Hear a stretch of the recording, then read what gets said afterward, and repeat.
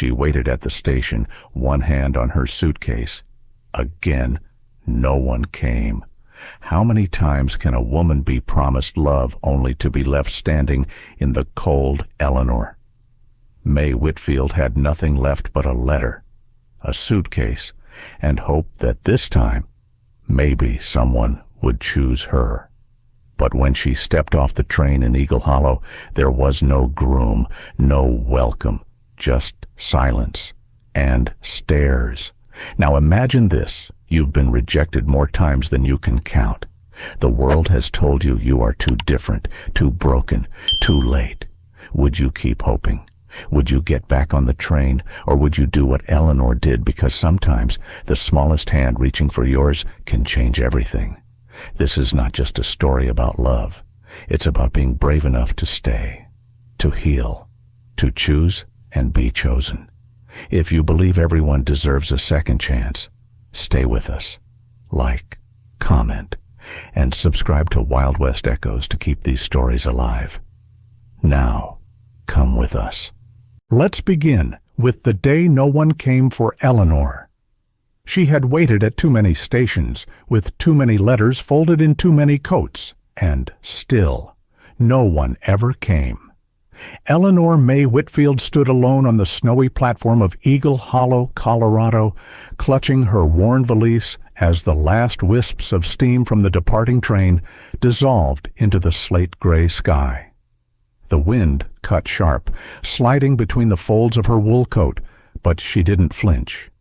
Cold, she could handle. Silence, too. It was the stillness of not being chosen again that settled deep in her chest like frost. The conductor had tipped his hat politely when she stepped off. "Someone will be here for you soon, ma'am," he'd said, then boarded again without waiting for her answer. That was 30 minutes ago. Now, the station platform had emptied. No carriages, no gloved hands reaching, no voices calling her name.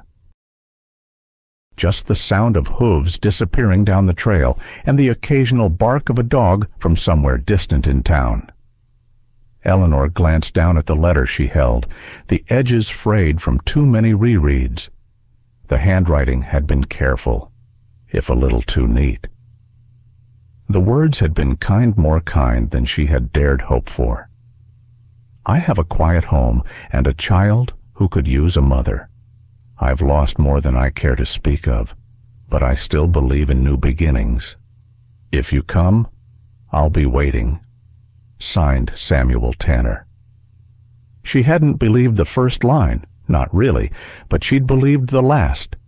Now, standing there with her boots half buried in snow and her lungs stinging from each breath, Eleanor felt the truth bloom slow and bitter. No one was coming. Not this time either. A pair of young men passed by, one tipping his hat with a smirk that didn't reach his eyes. She could hear the tail end of a comment as they walked away, something about half-bloods and fancy women who don't know their place. She didn't turn around. She didn't need to.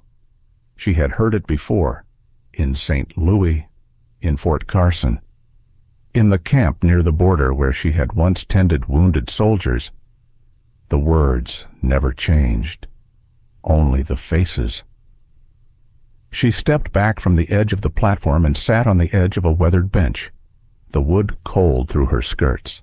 She was 28, not young by most standards, but not yet old enough to be invisible. And yet, here she was, not quite seen, not quite wanted, not quite anything. Her hand tightened on the letter. "I have a quiet home," it had promised. She pressed her lips together, eyes stinging from more than just the wind. Maybe she should have stayed in the boarding house back east. Or returned to the settlement near the Apache lands, where her mother had once braided her hair and whispered stories about healing plants and star songs. But those places had never truly been hers. Neither had the towns with polished churches and watchful women who clutched their children when she passed. A gust of wind stirred snow around her boots, and she lowered her head. Then, she heard it, a small, soft sound, the faintest shuffle of footsteps. When she looked up, a tiny figure stood before her. A girl, no more than 4 years old, wrapped in a faded red coat with one mitten missing and golden curls poking out from beneath a woolen cap far too large for her small head.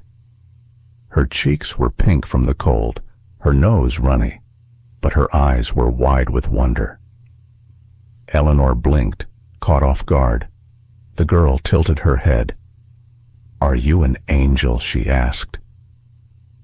The words tumbled out so sincerely that Eleanor didn't know how to respond. She swallowed. "No, sweetheart. I'm just—" Her voice caught. "I'm just someone waiting." The child stepped closer, small boots crunching softly in the snow. She reached out a mittened hand and touched the hem of Eleanor's coat. "You look like an angel," she said again, matter of fact. "Mama said angels come when it snows."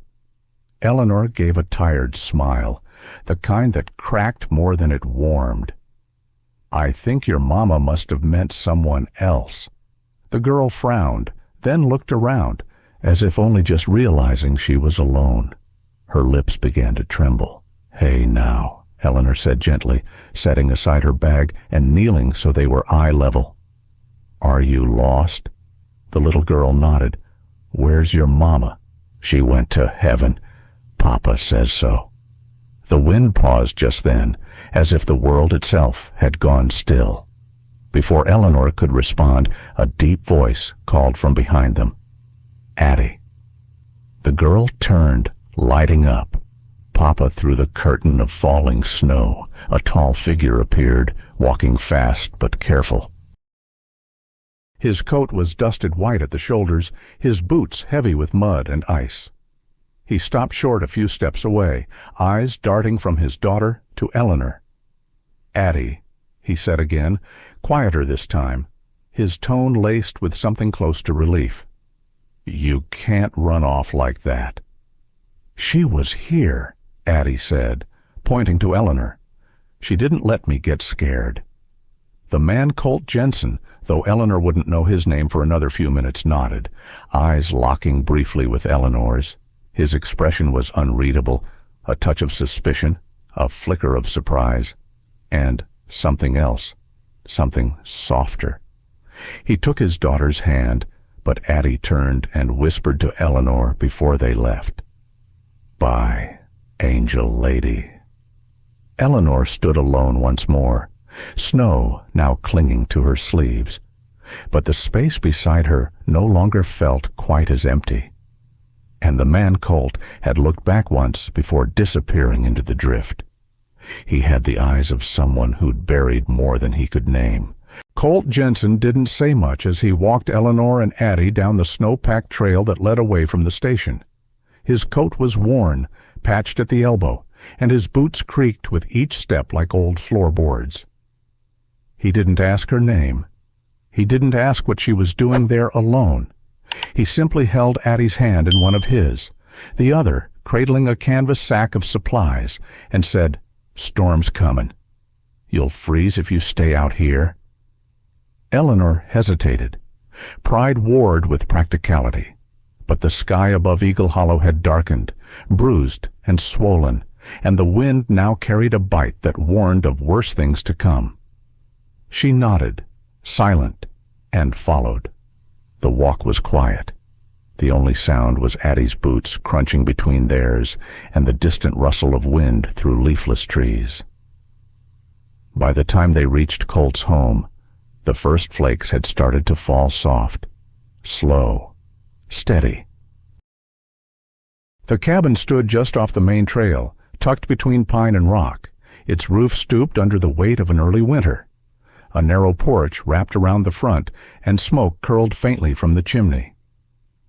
Colt opened the door and held it, letting Eleanor and Addie step inside before him.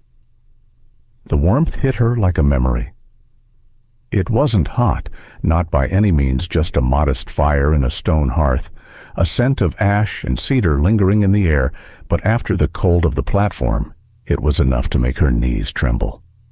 The room was simple. One main space, wooden floors worn smooth by years of use, a cot along one wall, a table with 3 chairs, a shelf lined with tin cups and glass jars filled with dried herbs and nails. A basket of kindling sat near the hearth, and beside it, a sleeping hound lifted one ear and gave a soft grunt at their arrival. "You can set your things there," Colt said, gesturing toward a bench near the wall. "I don't have much, but it's warm and dry." Eleanor nodded, brushing snow from her coat as she stepped further in. Addie was already wriggling out of her mittens, chattering about the angel lady and how her boots got snow in them. The girl seemed untouched by the cold or the silence between the adults. Colt hung his coat and moved to the fire, using the poker to stir the logs. Sparks leapt and danced in the dim light. Eleanor shifted uncomfortably. "I won't stay long," she said, more to the room than to him, "just until the wind passes." Colt didn't look at her, ain't asking for more. She set her valise down, unsure whether to remove her gloves. There was a loneliness to the space that felt sacred, like walking into a room that had known more silence than sound. Her presence here felt like an intrusion, even if she'd been invited. Addie, however, had no such reservations. She took Eleanor's hand and tugged gently. "Do you want to see my blanket?" the girl asked. "It's got stars on it. Mama made it. Real stars, too." Eleanor allowed herself to smile. "Real stars, that sounds special." Addie nodded solemnly. She said they kept bad dreams away. Colt's hands paused over the fire for a beat, but he said nothing. The child led Eleanor to the corner, where a small bed was tucked beneath a low window. The blanket there was indeed hand-stitched, deep blue with uneven white patches, sewn in clusters, crude but lovely. A child's attempt to preserve something her mother once said. "She made it before the sickness," Addie whispered, "when we still had goats." Eleanor knelt beside the bed, smoothing one corner of the quilt. The fabric was worn but cared for, and the scent of lavender still clung faintly to its threads. "Thank you for showing me," she said softly. Addie wrapped her arms around Eleanor's neck without warning. Just a quick, clumsy hug. Then she skipped back toward the fire, grabbing a small wooden toy from under the table. Eleanor stayed crouched there a moment longer, letting the weight of the day settle. She had arrived in this town believing someone was waiting for her.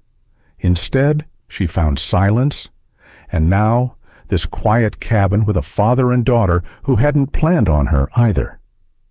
Still, there was something grounding here, something solid beneath the grief. She stood and walked toward the hearth, where Colt now ladled soup from a pot into 3 mismatched bowls. "It's rabbit," he said gruffly. "Caught it last week. Might be tough. Better than cold biscuits," Eleanor replied, accepting the bowl. Addie patted the seat beside her own and looked up expectantly. "You sit here," she said. Eleanor sat. They ate mostly in silence, the kind of silence that didn't feel heavy, only unfamiliar. The fire crackled, the wind howled outside, and slowly, a kind of tentative peace crept in with the warmth. When the bowls were empty and Addie had curled up beneath her star-stitched blanket, Eleanor stood and wandered to the fireplace, intending to add another log. That's when she saw it. Tucked between the mantel and the wall hung a photograph faded at the edges, the frame simple wood. A woman stared back from the image, high cheekbones, straight black hair, eyes that held the same shape as Addie's. She was beautiful, not delicate but wild and strong, like something that couldn't be tamed. Eleanor stared, heart tightening. She knew that face. Not the woman, but what it meant, the bloodlines, the stares, the judgments. Colt's voice came low behind her. That's her. She didn't turn around. Your wife. He nodded. Eleanor studied the photo a moment longer. Then she stepped back, adding the log to the fire. Outside, the snow had thickened, the storm had come, and inside, 3 souls who hadn't meant to find each other shared one roof quietly, uncertainly, but no longer alone. The warmth of the fire didn't reach the ache in her bones. Eleanor stirred the stew pot with quiet concentration, the wooden spoon circling through broth and root vegetables with practiced rhythm. The cabin was still, save for the gentle simmering and the occasional creak of wind against the shutters. Outside, snow draped over the world like a forgotten quilt. Inside, everything held its breath. It had been 4 days since Colt brought her in from the station. 4 days of half-words and careful glances, of shared meals and uneven silence. Eleanor hadn't asked to stay. Colt hadn't asked her to leave. The storm had decided for them both. She hadn't unpacked her valise, but she swept the floors each morning, and each evening. She sat near the fire and stitched up the torn seam of Addie's skirt, the thread tightening like something steady beneath her fingers. Colt had fixed the back door on the second night, saying nothing when Eleanor handed him the nails. Addie, meanwhile, flitted between them with the boundless energy of the untouched asking questions, singing songs half-remembered from her mother, falling asleep in odd corners of the room. Eleanor never sat long. She cooked when Colt was outside chopping wood. She organized the shelves without being asked. She washed the bowls with water she boiled herself. The movements gave her purpose. Motion made it easier not to think. But even with her hands full, the ache lingered deep and heavy. The ache of almost being chosen. Again, of almost belonging. She had lived in other people's homes before, worked for boarding houses, army hospitals, church-run schools. There was always a line you didn't cross, a place you didn't stand too long, a room you didn't enter without knocking. This cabin had no such rules, and somehow that made it worse. Eleanor had grown accustomed to being unwanted. What she wasn't used to was being accepted without explanation, so she kept her head down and her hands busy. It was safer that way. Addie had taken to her quickly. Too quickly, perhaps. The girl shadowed her every move, mimicking her words, asking about the stripes on her cheeks, Eleanor's faint birthmarks that came out in winter. She had no fear, no filter. She gave trust like sunlight freely, without promise it would last. And Eleanor, she was starting to fear how easily her heart responded. That morning, Eleanor had caught herself humming while slicing bread. She hadn't done that in years. After supper, Addie had fallen asleep on the floor by the fire, her arms wrapped around a carved wooden horse and her blanket pulled to her chin.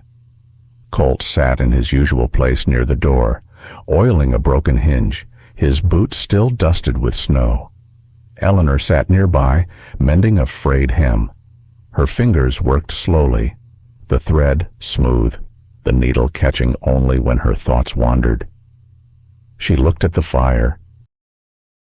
It crackled low, warm enough to soften the cold, but not banish it entirely. Like everything else in this place, it felt measured, controlled, and yet, for the first time in what felt like years, she didn't want to leave a room. Not yet. You don't have to keep doing that, Colt said after a long stretch of quiet. She looked up, doing what mended things. You've done enough. She considered the question behind the words. I don't know how to sit still, she admitted. Never really did. Colt gave a small grunt of understanding, then returned to his task. The silence that followed wasn't awkward. Just there. Later that night, Eleanor moved to lift Addie into bed. The child stirred in her arms, half asleep, small hands fisting into Eleanor's shawl. "Mama," Addie mumbled, voice heavy with sleep. Eleanor froze. Her breath hitched. The room dimmed. Her arms tightened instinctively, but Addie had already drifted off again, unaware of what she had said or what it might mean. Eleanor tucked her in gently, smoothing back her hair with trembling fingers. Across the room, Colt paused. He hadn't looked up, but his shoulders had stilled. They didn't speak of it. Eleanor returned to her spot by the hearth, her thoughts too tangled for comfort. She wasn't this child's mother. She had no claim to anything in this house. No name on the door, no ring on her finger, no vows exchanged. Yet Addie had spoken the word like it was the most natural thing in the world. And Eleanor hadn't flinched. She had held that tiny body like it was her own. She stared into the fire until her eyes blurred, the flames flickering like ghosts of other places, other lives. She thought of the woman in the photograph, the strong Comanche wife whose gaze had watched her all week from above the hearth. She thought of the quiet grief in Colt's eyes, and the way he hadn't corrected Addie. And she thought, bitterly, of the letter that had brought her here, a promise written by a dead man. Eleanor reached for her valise. It still sat unopened by the wall. She didn't move it, didn't unpack, just ran her fingers along the handle.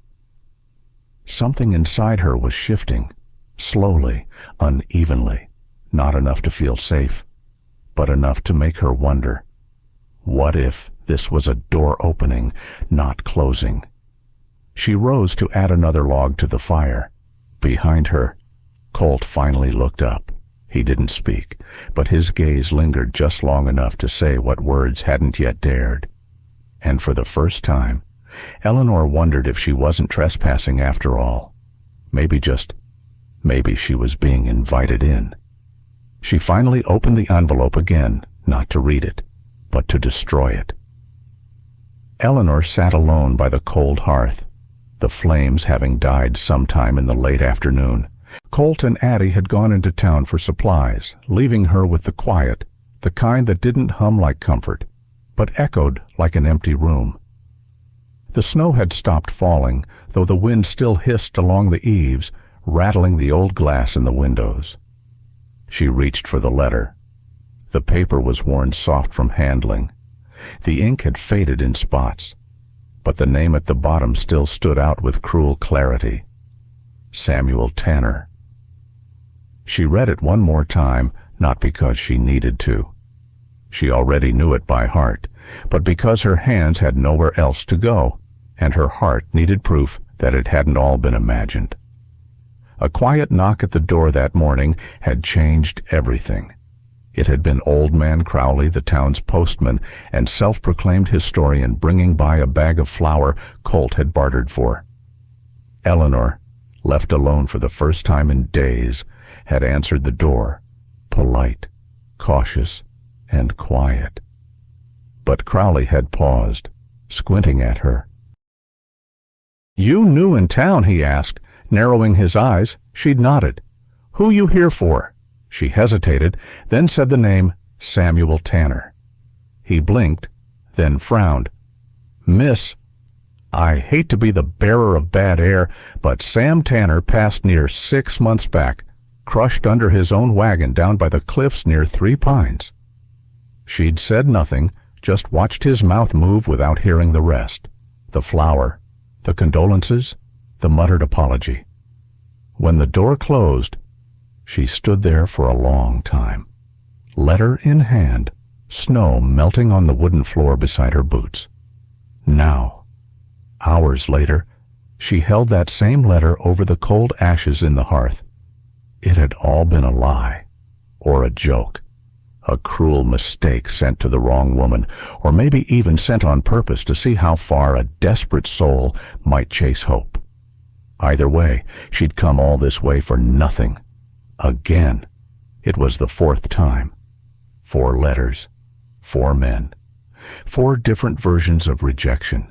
Some polite, some humiliating. This one, silent, but somehow louder than all the rest. She felt her throat tighten, but she refused to cry.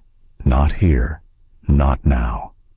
She folded the letter slowly, edges to center, crease sharp, and she placed it back in her valise. She would leave in the morning. The snow had thinned enough. Her boots were dry. She had enough coin for passage to the next town, maybe even a warm bed for one night if she stretched it right. She couldn't stay. Not after knowing the invitation was never real. Not after Addie called her mama in her sleep. Not after the way Colt looked at her sometimes like he was trying to solve a puzzle without knowing what pieces were missing. She packed quietly. Just the essentials: her brush, her worn book of poems, a shawl folded by memory, not convenience. She left the dress she had stitched for Addie on the cot, still half finished. A silent apology tucked between threads. She didn't sleep that night. Just sat by the window, watching the wind chase snow across the field. The moon hung low and full, pale as bone. And somewhere down the hallway, Addie's breathing was soft and steady. Eleanor had planned to leave before dawn, but as she stepped into her boots, she heard something shift, a soft creak, the kind only small feet make. She turned toward the door. It was cracked open just enough. A whisper of golden curls vanished beyond it. She finally opened the envelope again, not to read it, but to destroy it. Eleanor sat by the window as dusk fell over Eagle Hollow, the sky darkening to that gray-violet shade that warned of deeper cold. The wind whispered around the cabin like an old ghost looking for someone to haunt, and the fire in the hearth had burned down to a low glow. She didn't stoke it, let it cool, like everything else inside her. The letter rested on the table before her, folded, worn, and now exposed. Earlier that day, while Colt was out chopping wood and Addie napping under her star-stitched blanket, a knock had come at the door. She had opened it to find a wiry old man in a postman's coat, thin as a twig, and squinting at her through cracked spectacles. "Name's Crowley," he said, tipping his hat. "I bring the town's mail and memories, though folks only want one of the two." He handed over a parcel of flour wrapped in cloth. "Colt's trade from last week." As Eleanor thanked him and turned to go, he paused. "You new to town?" She hesitated. "Just passing through." Crowley peered closer. "You were looking for someone, weren't you?" A beat. "Yes," she answered, softer. "Samuel Tanner." Crowley's face shifted. A crease of recognition. Then a flicker of something like pity. "Miss," he lowered his voice. "Tanner died near 6 months ago. Wagon overturned out past 3 Pines. Broke his neck, they say. Buried him just before the first frost." Eleanor didn't speak. Not then. Just nodded and closed the door slowly, her fingers white against the wood. Now. Hours later. Her hands hovered over the letter like it was a wound she couldn't stop picking open. Samuel Tanner had been dead before she ever stepped on that train, which meant the letter had either been forged, misdelivered, or sent in jest. Maybe a cruel prank, maybe a mistake. Maybe a boy dared to play mailman with a stranger's hope. But no matter how it had happened, the result was the same. She had come all this way for nothing. Again, she reached for the letter, not to reread it. She knew every word. "I've lost more than I care to speak of, but I still believe in new beginnings." She had believed in those words, believed enough to pack her belongings, to step onto another train, to offer her heart one more time to someone she had never met. And once again, she was met not with rejection, but with silence. The kind of silence that breaks something soft inside a person. She folded the letter, sharp and neat, then placed it back in her valise, tucked between a pouch of dried sage and the comb her mother once carved from bone. In the morning, she would leave. The snow had slowed, the roads clearing just enough. She would walk to the edge of town, find a wagon, beg passage if she had to. There were always towns farther west. There were always places colder than the last. But she would not stay here. Not in this house built by another woman's hands. Not under the roof of a man who hadn't asked for her and a child who deserved something real.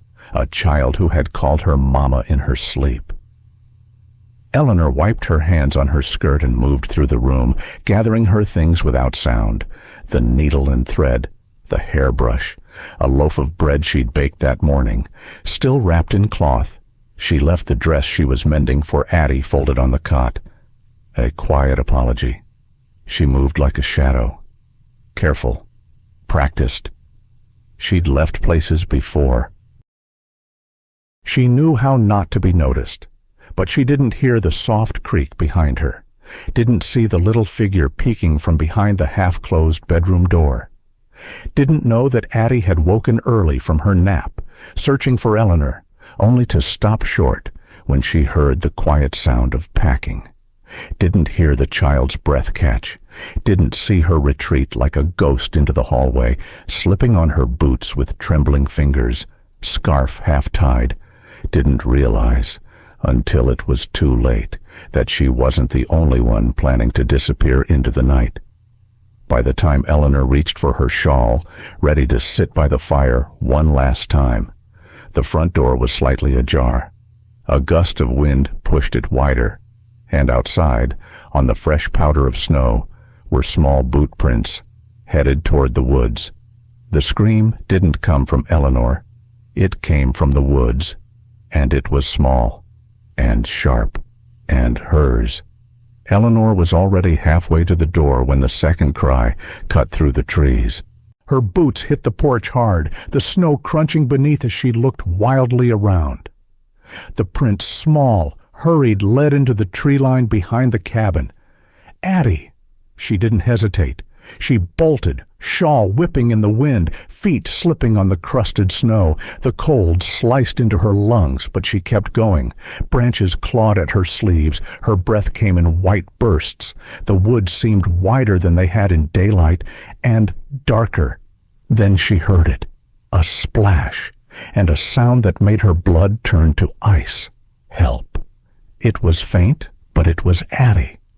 Eleanor tore through the last line of trees, her heart pounding like thunder, and there, just past a tangle of brush and a rise in the ground, she saw it. An old well. The wood frame had collapsed years ago. The stones around it cracked and slick with moss. A child's ribbon fluttered from a thorn bush, nearby red, bright as blood against the white. Eleanor dropped to her knees at the edge. Addie clung to a jagged outcropping of stone just above the freezing water, her mittenless fingers bleeding from the effort. The water below surged with broken ice. Her legs dangled, soaked to the waist. Her eyes were wide, panicked. "Mama," she sobbed. Eleanor didn't think. She moved. She wrapped the end of her shawl around the nearest tree root and began lowering herself in, bracing her boots against the wall, slipping more than climbing. The cold hit her like a slap the moment she got close. The stone was slick, her skirt snagged, but she reached Addie. "I've got you," she whispered, gripping under the child's arms, lifting her with all the strength she had left. "Hold on, just a little more." She shoved the girl upward, praying the shawl would hold. Addie scrambled, kicked, grabbed at a root, and with a final cry, pulled herself over the edge. Eleanor smiled, relief flooding her body. Then her foot slipped. The rock gave way, and she fell down into the black, bitter water. The shock stole her breath instantly. Her limbs seized. Pain flared up her spine. The water was a blade, and it cut without bleeding. She surfaced once, gasping, fingers reaching for the walls. But the stones were slick. Her skirts tangled around her legs like seaweed, her ankle twisted in the collapse of the wall, wedged between two submerged rocks. She couldn't move. She kicked, pulled, cried out. Nothing. The water crept into her sleeves, into her bones. The sky above shrank into a pale circle rimmed by trees. She thought of Addie, of how close she'd come to dying, of how close she herself was now.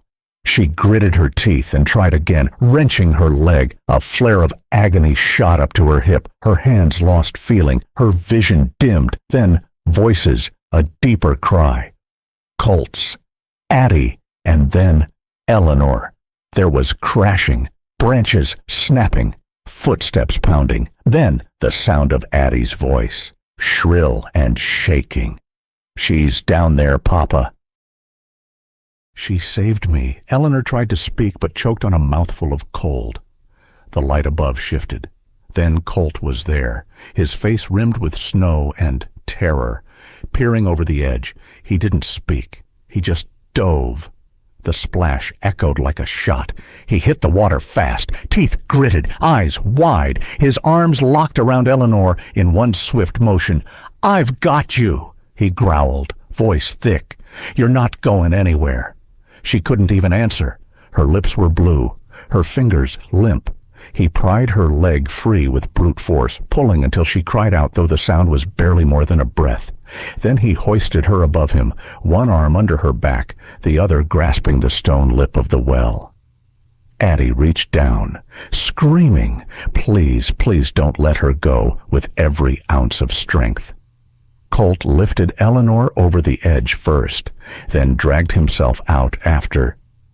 They collapsed in a heap, the snow steaming where their soaked clothes met the earth. Addie flung herself over Eleanor, sobbing into her chest. "You came," she whispered. "You didn't leave." Eleanor couldn't respond. She could barely breathe. Colt stripped off his coat, wrapping it around her. His hands trembled, not from cold, but from fear. He didn't look at Addie. Not yet. His eyes were locked on Eleanor's. "Stay with me," he said, voice low, rough. "Don't leave." Her eyes fluttered once, and then closed. Sometimes a man only realizes he's in love when he's holding someone who might not live to hear it. Colt Jensen had always believed love was a luxury. Men like him couldn't afford twice. He'd used up all of it. He thought buried it with his wife beneath the cedar tree. But now, with Eleanor's frozen body lying limp beside the fire, he realized he'd been wrong, because nothing had ever frightened him more than the thought of losing her.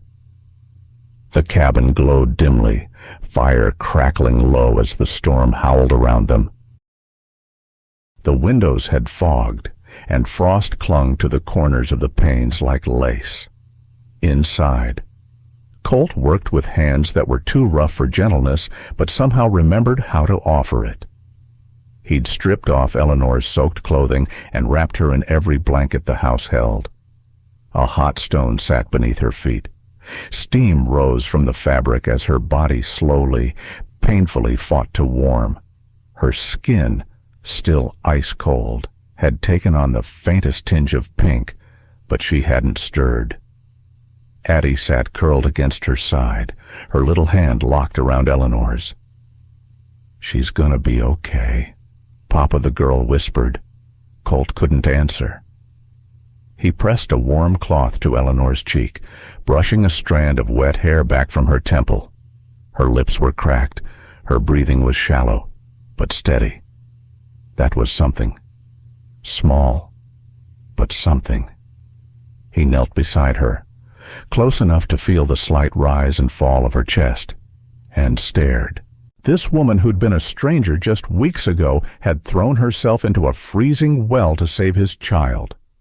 No hesitation, no guarantee she'd survive. That kind of love didn't happen by accident, and it didn't happen often. He sat back, running a hand down his face, and the past rose unbidden. Weena's voice echoed in the crackle of the fire. The way she used to hum when she stirred stew. The way her dark hair braided down her back. The way she'd scold him in Comanche when he worked too late or came in muddy. She'd died in winter. 2. Fever. 3 nights of fighting. And then silence. He had sworn he wouldn't let himself love again. And yet here he was, watching another woman fade in the dark while his heart split itself open with every second she didn't wake. He leaned close again, desperate for any sign. "Eleanor," he whispered, his voice cracking. "Don't you do this." She stirred, barely. A flicker behind her eyelids, a twitch in her hand. He froze, leaning closer. Then, with lips barely moving, she breathed, "If I make it." A pause, a soft exhale. "I won't go." Colt's chest tightened like something sacred had just been spoken. He bowed his head, forehead nearly resting against her shoulder. That promise, fragile as it was more than he'd dared hope for. Addie leaned in, wide-eyed. "She said she's staying." Colt nodded slowly, voice thick. "Yeah, baby, she's staying." The night stretched on. Colt stayed awake by the fire, feeding it every hour. He changed the stones, rewarmed the blankets, checked Eleanor's pulse again and again until he could trust its rhythm more than his own heartbeat. He watched the curve of her face, the tension in her brow slowly ease. He watched Addie settle in closer, like she knew something he didn't yet, like children sometimes do. For the first time since Weena's death, the cabin didn't feel hollow. It felt full, heavy with silence. Yes, but not the silence of grief. The silence of waiting, of something not broken, but becoming. When dawn finally broke, the storm had passed. Pale gold light spilled through the windows, painting the floorboards in soft lines. Outside, snow hung thick on the trees, untouched and glittering. Inside. Eleanor breathed deeper. Her fingers flexed faintly beneath Addie's. Colt exhaled slowly and let himself sit back for the first time in hours. His bones ached. His eyes burned. But somewhere deep inside, something unknotted. They were still here, all 3 of them. And something in that truth changed everything. She'd never been chosen. But this time, she chose to stay before being asked. The cabin no longer felt like a place to wait for the storm to pass. It felt like a place to begin again. Eleanor's first steps after the fever were slow, cautious. Her bones still ached from the cold, and her breath came shallow in the early mornings. But she was alive, and that felt like more than just a second chance. It felt like an invitation. Colt didn't press her. He didn't ask why she stayed or when she might leave. Instead, he made space, left a place at the table, split more firewood than usual, and carved an extra hook beside the door for her shawl. Eleanor filled the space gently. She swept the floors each morning with deliberate care, humming old songs from her childhood. She taught Addie how to trace her name using the flat edge of charcoal on flour sack paper. She stitched new patches onto Colt's worn flannel shirts and showed Addie how to dry yarrow leaves on the windowsill. She took to sitting on the porch in the late afternoons, wrapping her shawl tight around her shoulders, sipping broth, watching snowmelt trickle in thin lines across the yard. From there, she could hear the quiet clang of Colt's hammer as he worked the forge behind the cabin. The sound was steady, unhurried, almost like a heartbeat. Inside, life began to take shape again. Addie grew more talkative by the day, her laughter echoing off log walls. She would follow Eleanor from room to room, helping fold towels or sprinkle herbs into jars, always full of questions. Why do you wear your hair like that? Did you have chickens in Kansas? Did your mama sing to you too? The questions never hurt. Not anymore. Eleanor answered each one, slow and soft, like unspooling threads from a life she thought she'd packed away for good. One morning, Colt found her outside sanding an old wooden board that had once hung beside the door. The lettering C, Jensen, blacksmith, was faded, nearly unreadable. "You planning to open a shop?" she asked, glancing over her shoulder. He shrugged, setting down a basket of chopped kindling. "Thought it might be time to fix it up." She raised an eyebrow. "Still blacksmithing some," he said, "but folks come more often asking for your salves and teas now." A pause, thinking maybe it's time the sign says what's really here.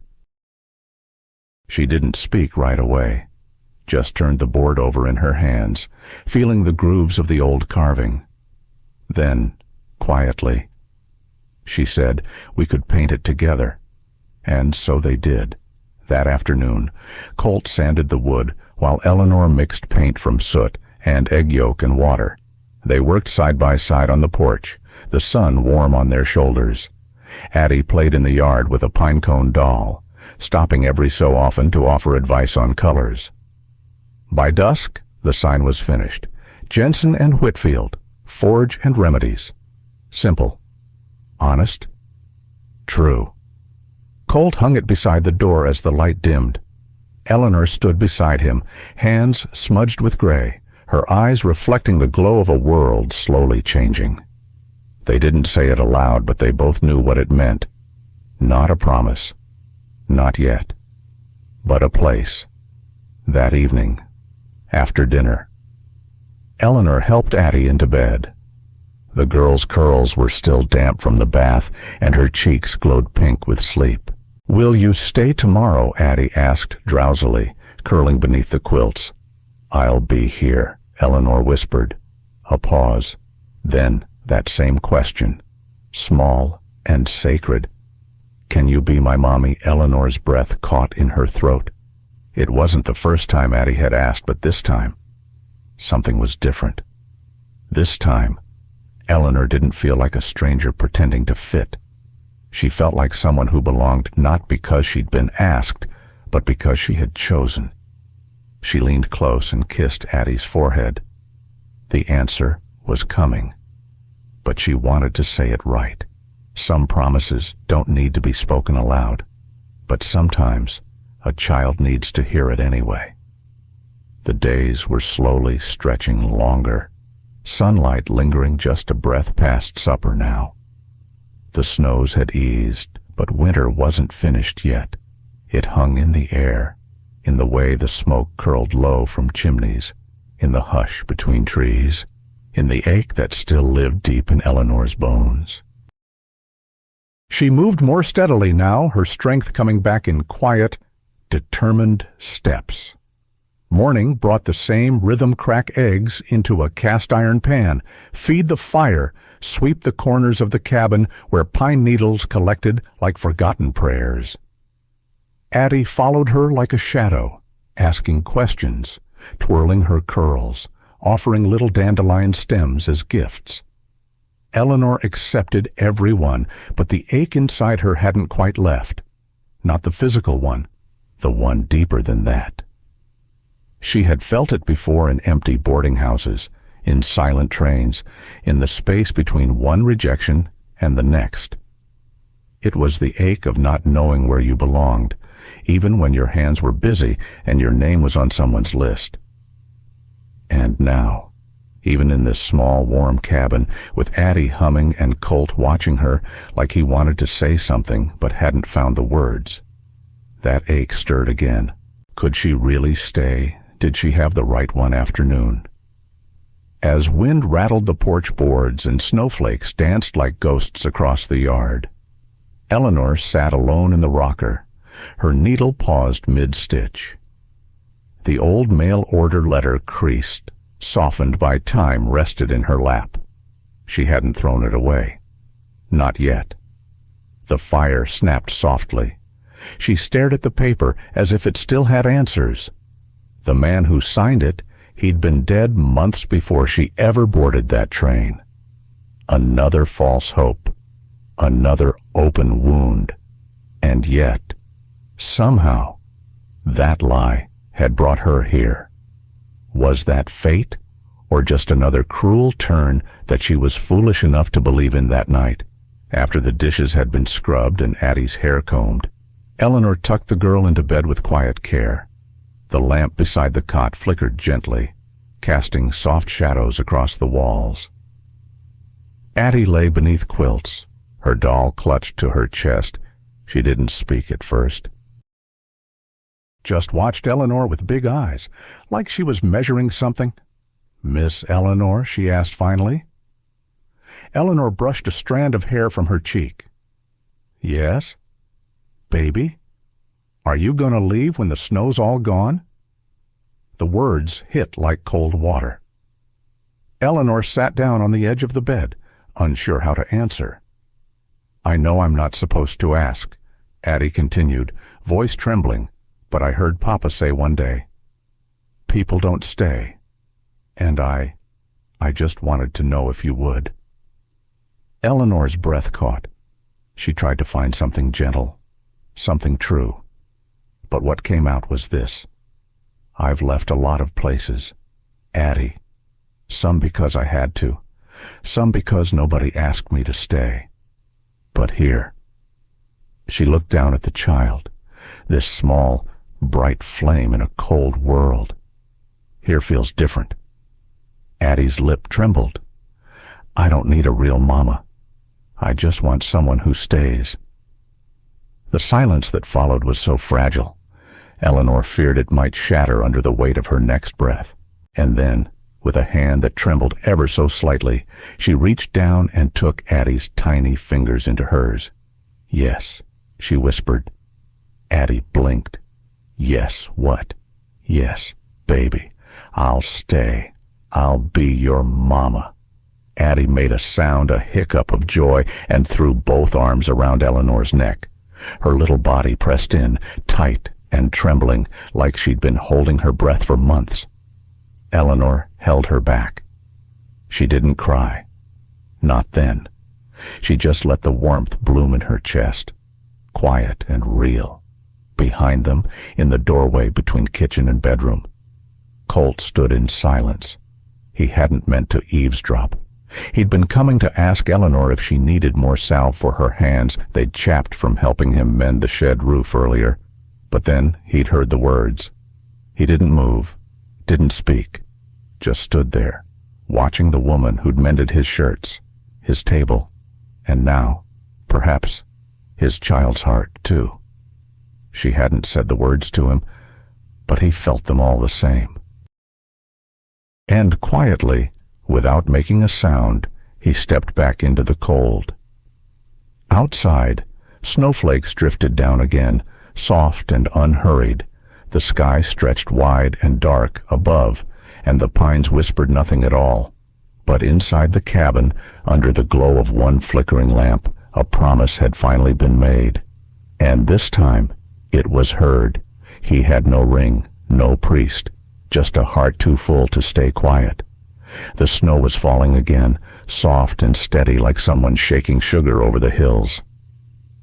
The light from the cabin spilled warm onto the porch where Colt Jensen stood, boots planted, hands tucked deep into his coat pockets.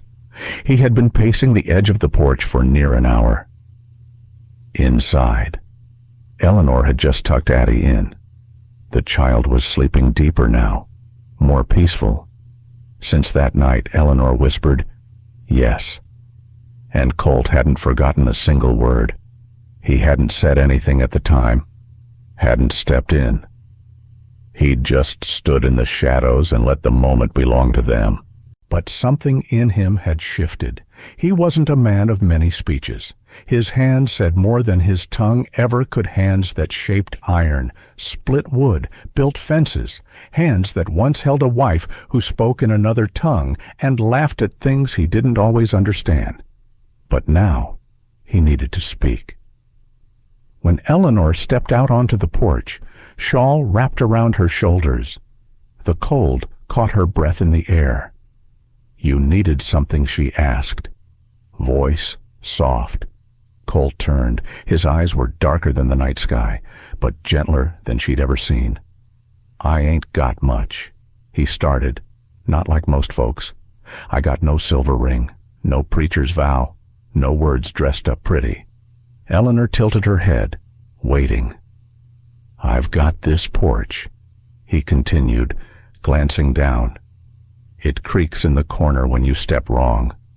I've got a roof that leaks in spring and a stove that groans when you feed it pine too wet."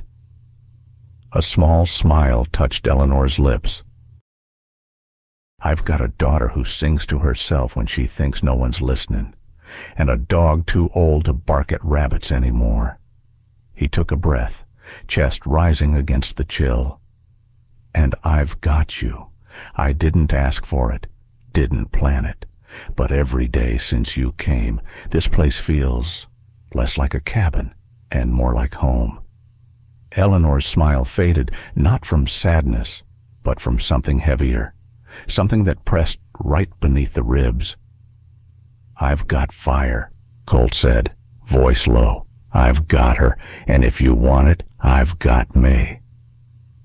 The wind sighed around them, nudging the snow sideways in lazy swirls. Eleanor stepped closer, close enough that the tips of their boots almost touched. "I don't want just a porch, Colt." He blinked, unsure. "I don't want just a place to stay when the storm rolls in. I don't want to be a guest in a home where I fold linens but never hang a name." Her voice trembled just slightly. "I want a family, a real one that doesn't need a preacher to believe it's true. One where the child calls me Mama, and the man beside me doesn't flinch when she does." Colt's jaw worked for a moment, emotion pooling in his throat. Then, before either of them could say another word, the cabin door flung open. Addie burst out barefoot in her nightgown, hair wild, cheeks pink from the rush. She twirled once on the snowy porch like a bird set free. "My mommy and pa," she yelled, laughter bubbling in her throat. "That's who you are now." Colt bent instinctively, scooping her up into his arms. She wriggled, giggling as he cradled her tight. Eleanor reached out, wrapping them both into the circle of her arms. They stood like that for a long moment beneath the falling snow, beneath the old beams of a porch that had creaked through storms and silence alike. No rings, no preacher, just a child with a heart wide open, and two people who had finally decided they didn't need anything more than this. The wind picked up, carrying the smell of wood smoke and sweet pine across the hills. Inside the cabin, the fire still burned, and in that quiet, snow-laced moment, a new kind of vow was made, not with words, but with arms that held tight and didn't let go. The best families aren't born. They're built choice by quiet choice. It had been nearly a year since Eleanor Mae Whitfield stepped off that train into the cold silence of Eagle Hollow. Now, she stood in the doorway of the cabin, her cabin with one hand resting gently on the curve of her belly. The wind carried the scent of lavender and pine across the yard, ruffling the hem of her apron. Addie's laughter echoed somewhere behind the house, high and sweet like birdsong in spring. Colt was in the garden, kneeling in the dirt, coaxing early shoots out of stubborn ground. The house had changed since Eleanor first crossed its threshold. Colt had added a second room himself, just big enough for a crib, a rocker, and a shelf where Eleanor kept her salves and folded linens. The leaky roof had been patched twice. The porch steps no longer groaned beneath each footfall. And above the door, painted on a hand-carved sign, were three simple words: Jensen Remedies. They had become a family long before the sign went up, but that piece of wood made it feel like they'd planted a flag, claimed their corner of the world. At first, the townsfolk still whispered, but Eleanor never turned anyone away. The children came first, curious, giggling, tracking mud across the floor as they asked about wildflowers and old books. Then came the mothers, sheepish and tired, asking for teas to help them sleep or poultices for fevered brows. Even the old men shuffled in, hats in hand, asking for salves for aching joints. They stopped calling her that Apache girl. They started saying Miss Eleanor, and meaning it. One evening, as the sun slipped behind the hills, Colt stood on the porch brushing sawdust from his arms. "I fixed the bench out front," he said. "Might be good for folks to sit a while. Wait their turn." Eleanor smiled. "You're getting soft." He snorted. "Only 'cause Addie made me tea with mint leaves and said it'd heal my grumpies." That night, Eleanor braided Addie's hair by lantern light. The girl was growing fast taller, surer, but still carried the same spark in her eyes that first called Eleanor Angel Lady. As she tucked Addie into bed, the child reached up, tugging at her sleeve. "Are you going to marry Daddy for real?" Eleanor blinked. "What do you mean, sweetheart?" "You live here, you cook and kiss him, but people said only married folks do that." Eleanor swallowed a smile. "Would that make you happy?" Addie nodded fiercely. "Then you'd really be my mama. Forever." The next morning, Colt didn't say much, but he hammered 2 chairs out of scrap wood and swept a space beneath the old maple near the creek. By afternoon, a few neighbors had gathered. No invitations, no preacher, just those who had come to respect them. Eleanor wore a dress she'd sewn herself brown calico with soft lace trim. Her hair was braided down her back, a single feather tied near the end, just like her mother had worn in the only photograph Eleanor had ever seen of her. Colt stood beneath the maple, hands fidgeting with his cuffs. When Eleanor reached him, he took her hands in his rough, calloused, but steady. "I don't got rings," he said, or words like books got, "but I've got you, and I've got her, and I want whatever comes next." Eleanor's voice was calm, clear. "You don't have to promise me safety, Colt, just don't let go." He nodded. "I won't." They kissed beneath the branches as Addie hummed something tuneless and sweet. The townspeople clapped gently. Someone passed a jar of honey. Someone else laid a quilt on the grass. It wasn't fancy, but it was sacred, and it was theirs. Weeks passed. The sky turned from gray to soft green, the kind of light that promised warmth just around the bend. Eleanor's belly swelled, and the baby kicked strongest at dusk. Addie would rest her head against it and whisper stories through the skin. Colt built a cradle from cedar and lined it with scraps from Eleanor's old dresses. Then, one night, just as the first stars winked to life, the baby came. Colt stayed at her side, eyes wide with awe and fear, hands gentler than they'd ever been. He caught the child with a sob stuck in his throat. "It's a boy," he said, voice cracking. "He's got your chin." Eleanor, exhausted and glowing, reached for her son and drew him to her chest. The firelight flickered, casting golden halos around the 3 of them. A few hours later, Addie tiptoed into the room, hair wild with sleep, eyes wide. She climbed onto the bed and stared at the tiny bundle swaddled in Eleanor's arms. Eleanor smiled softly. "Come meet your brother." Addie crept closer, her small fingers brushing the baby's cheek. Then she looked up. "Mama," she whispered. "You picked me. Right, I wasn't in your belly like him. But you still picked me." Eleanor's breath caught. She wrapped her arms around both children, pulling them close. "Yes," she said, voice shaking, "but sure, I chose you. Your daddy chose me.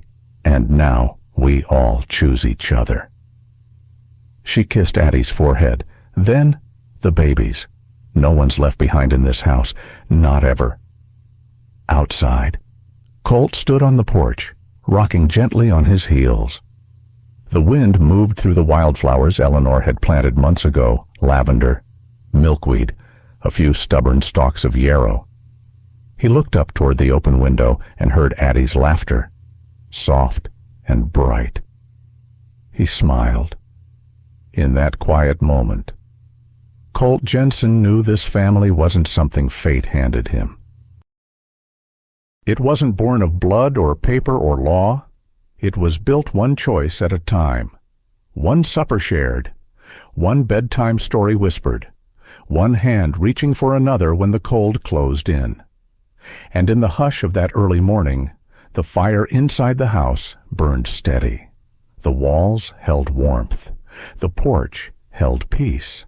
They had built a life, and no one, no wind, no whisper, no shadow could take it from them now, in a world that often moves too fast and forgets too easily. Eleanor's story reminds us of something enduring the power of quiet choices. She wasn't rescued by fate or swept away by some grand romance. She was simply seen. And then she chose to stay, even when life had taught her to run. The lesson is simple, but profound families aren't always made by blood. Sometimes they're built by the daily decision to care, to show up, and to try again. Eleanor, Colt, and Addie were all broken in their own ways, but together they healed not because the past disappeared, but because they no longer faced it alone. Many of us, especially in later years, carry old wounds. We question whether it's too late to start again, to be chosen, or to find home. This story says it's never too late. Whether you're starting over, reaching out, or simply learning to receive love without fear, remember this: you still matter. And sometimes, the best things in life come not from what we planned, but from what we chose to stay for. Thank you for spending your time with Wild West Echoes. If this story touched your heart, reminded you of something true, or simply gave you a reason to smile, please consider liking the video, sharing it with someone you care about, and subscribing to the channel. Every click helps these quiet stories find the hearts that need them most. Until next time, may you be reminded sometimes, the best endings begin with a simple hello.